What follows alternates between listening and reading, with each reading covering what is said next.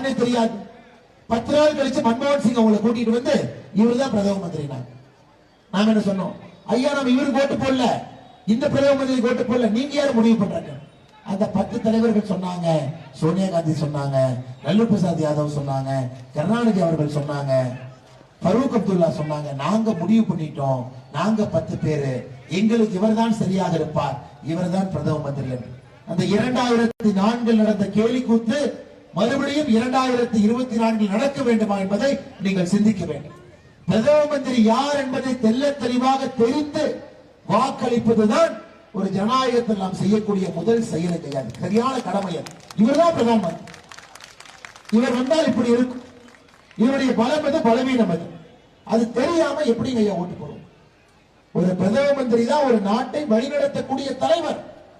அடுத்த 5 ஆண்டுகள் இந்த நாடு எந்த பாதையிலே செல்ல வேண்டும் என்று தீர்மானிக்கக்கூடிய முழு சக்தி படைத்தவர்.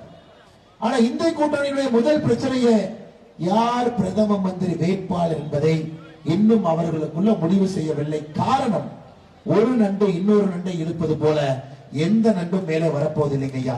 பொருளாதாரம் வளர வேண்டும் என்றால் நிலையான ஆட்சி வேண்டும் என்பதை முழுமையாக நாம் உணர்ந்து கொள்ள வேண்டும்.